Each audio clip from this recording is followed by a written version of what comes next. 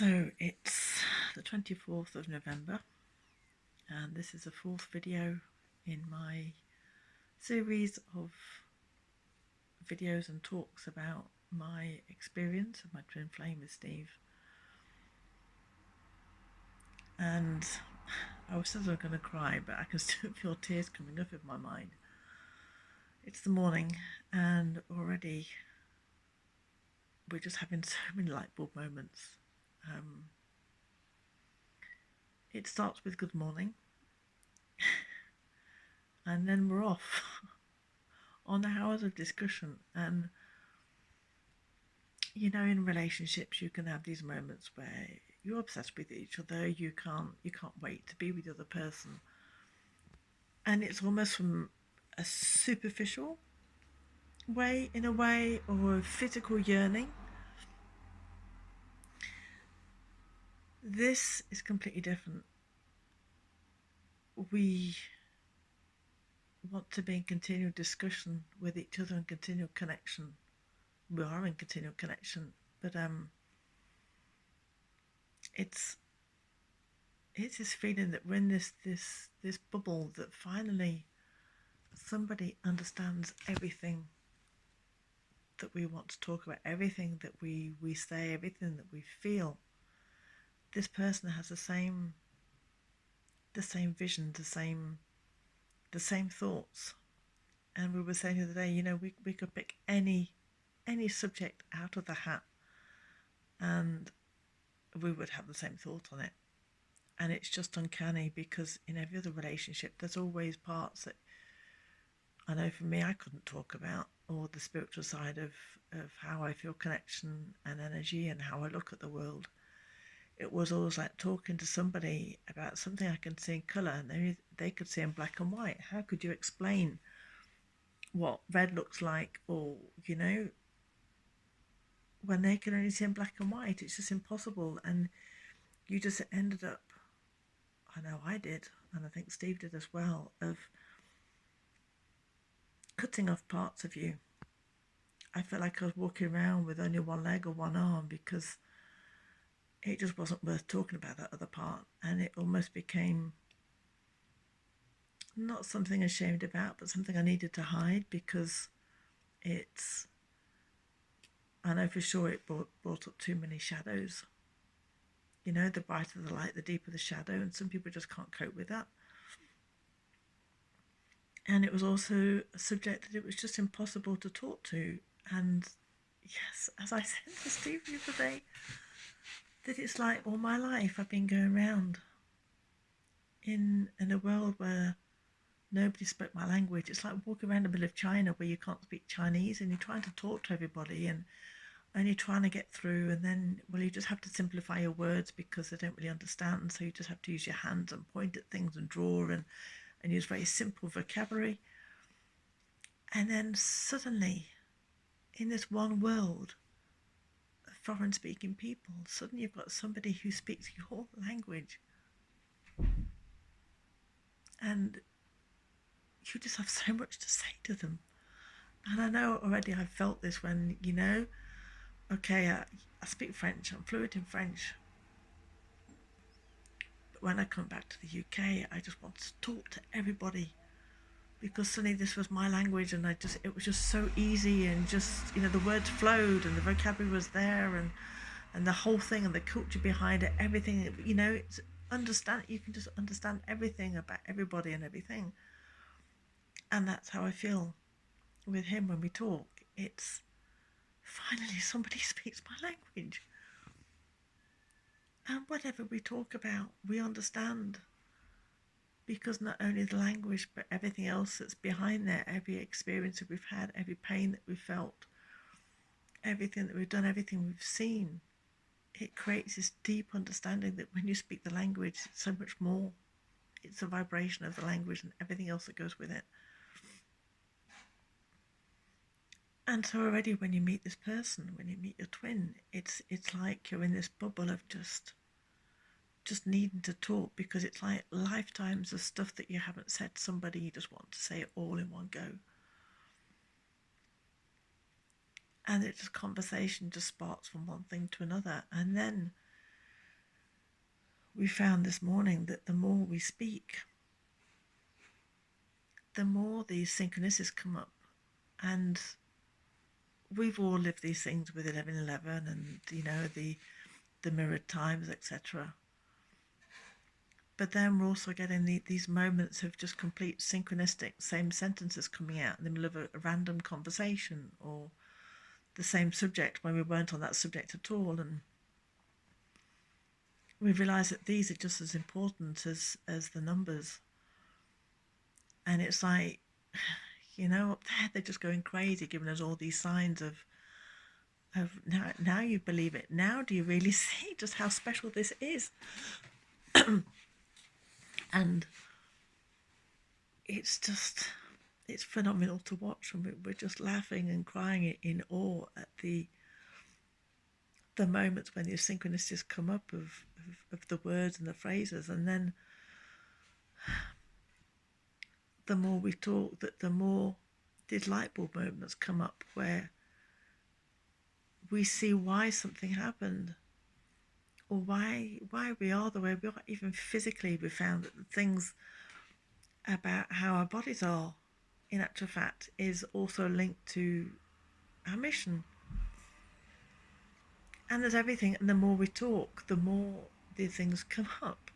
It's just phenomenal. It's like one thing after another. And then this morning, in the middle of the conversation, he suddenly wrote 11:11. Now, normally when that happens, if I look at my time, it would be him being in France and me being in the UK. My time would have been 10:11, but it wasn't. It was 10:10. Think, well, how come that's happened? We're both on the computer. We're both always seeing the same time, but 1 hour ahead. And I've got 10:10 and he's got 11:11. It's like they turned back a dial somewhere. Where did that minute go? And so I went down this rabbit hole of thinking, okay, what's going on here? And so I went into mathematics and I did 11:11 minus 10:10 equals 101. And then as I wrote 101, I thought that's like two bodies, one soul. The twin flame. 101 is the number of the twin flame. And then I looked up the number of 101, the twin flames, and it literally means that we're about to head into our next stage, into something else. There's a transition happening. So who knows where that's going to be.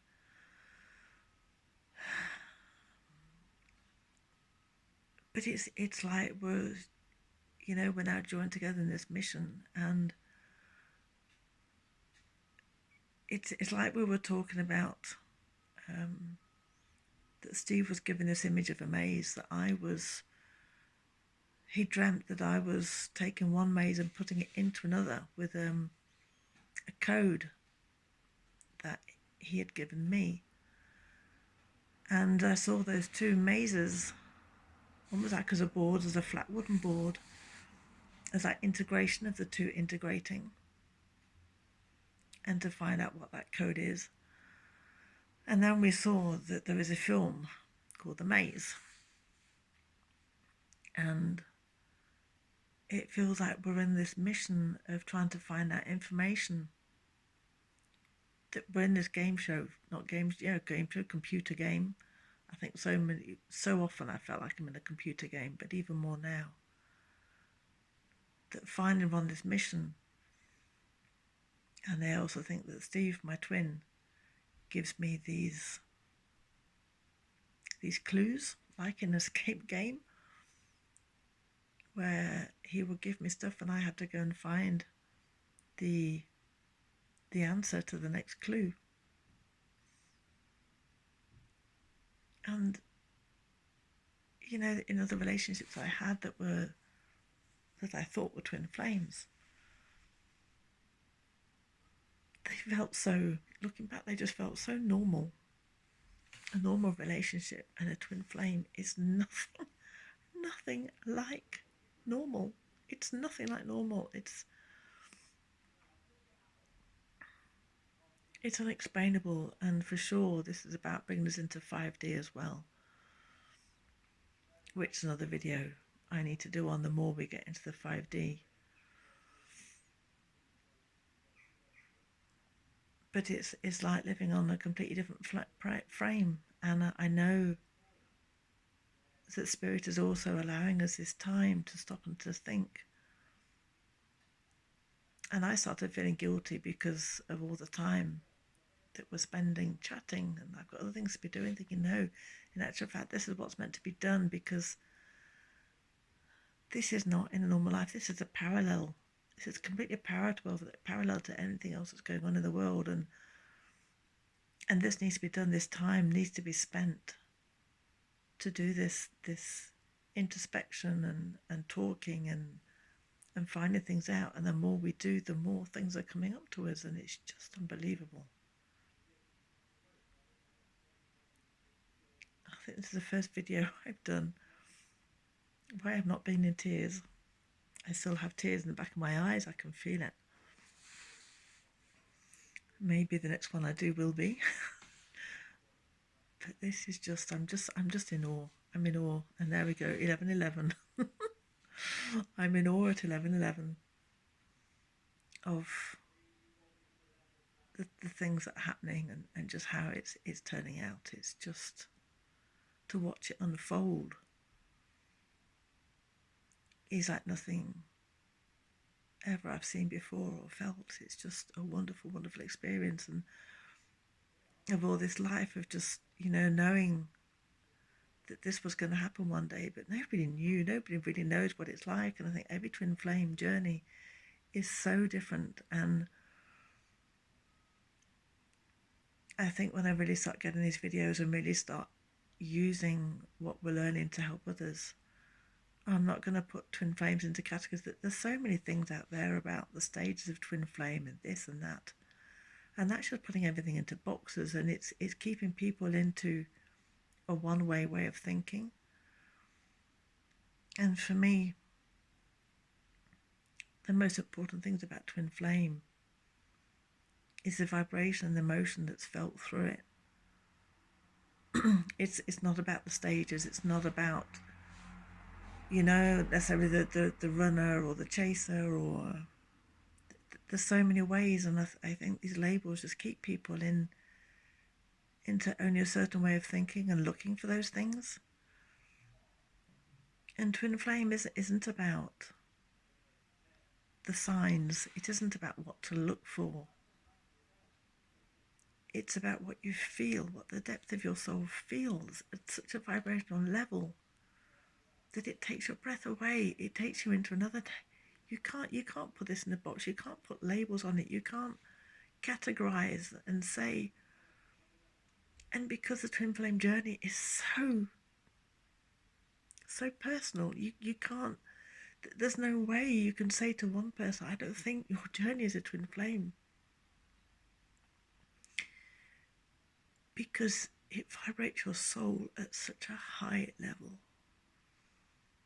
that can only be felt between the two people, between the two souls, and the one. It just. And I've already had people say to me, "Oh, this is not twin flame. You've said this before," and I think, you can't say that to me.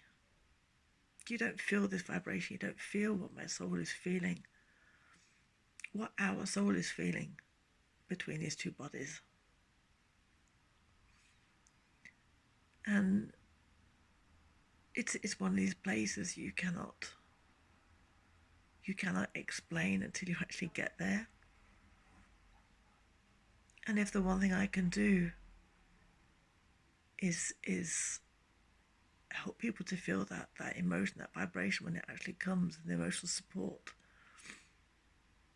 and the emotional feeling of it, because this is what it is. And I think when people start getting into labels about it, it takes you away from what it really is. And it feels so external. It feels almost cold to talk about the actual label of it. And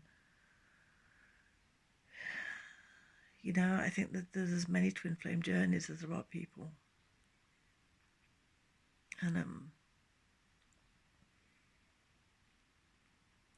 And to witness it like this is just, my body's just been moved along in the sea of our soul, of just allowing it to be carried through. And I think, it's time maybe to look at another way with twin flames of really on the emotional side of it, and the of how to live through the experience of even like when blocks come up, because I know I've already had stuff that's come up for me to be released. It's how to talk to those things that we've done, of just saying, stop, I need to breathe here, I need to look at this and observe it and let it go.